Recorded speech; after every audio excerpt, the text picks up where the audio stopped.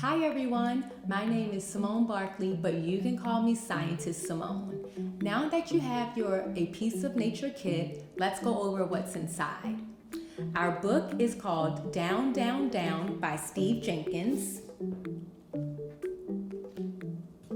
You also have a diagram of the ocean in each of its zones, a set of stickers and or animal figures that belong in each zone of the ocean, a key for you to use to help guide you, and an instruction page.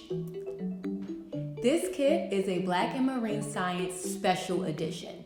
Black and Marine Science, aka BIMS, aims to highlight and amplify Black marine scientists in the field while inspiring younger generations and highlighting the lack of diversity in marine science.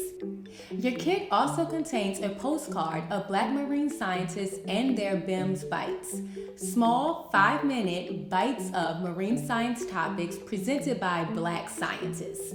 I hope that you enjoy watching these amazing scientists talk about marine science and how much it means to them. This book is about the deep ocean. Did you know that we know more about Mars than we do about the deep ocean? Scientists say that 95% of the ocean has not been explored yet. The deep ocean is unique because there is little to no light, the pressure is extremely high, and temperatures are below freezing. So today, we are going to learn about what animals live in each zone of the ocean. As you read the book, you're going to use the key that I provided to you to determine which stickers and animal figures in your kit belong in each ocean zone. First, we're going to start at the surface. The surface is what you might see when you are standing on the beach or on a boat. I am going to put my spinner dolphin in the surface zone of my diagram. Next, we're going to move to the sunlit or sunlight zone. This is also called the epipelagic zone. This zone has the most visible light. Heat from the sun adds to the wide range of temperatures that occur in this zone. I am going to put a sea turtle in my zone on my diagram. In the twilight zone, also known as the mesopelagic zone, only faint light can penetrate to this depth. I'm going to add the hatchetfish into my twilight zone. The hatchetfish is actually very cool. Fun fact about it is that it is prey to bigger fish swimming below it. Its narrow body and silver sides actually make it hard to see. And so when its belly lights up due to bioluminescence, it creates its own light.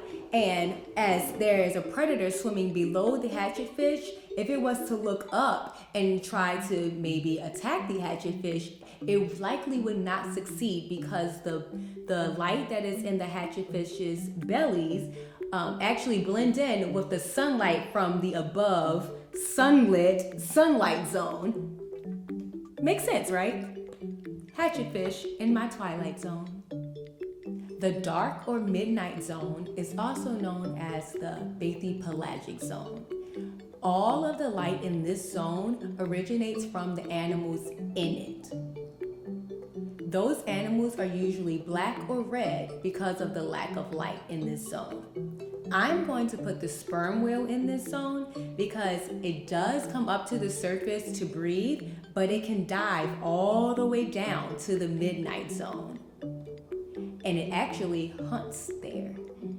The abyssal plain, also known as the abyssal pelagic zone, has no light and very few creatures that live here. That's why it's called the abyss. I am going to add some marine snow to my abyssal pelagic zone. It is thought that 75% of the ocean floor exists within this zone.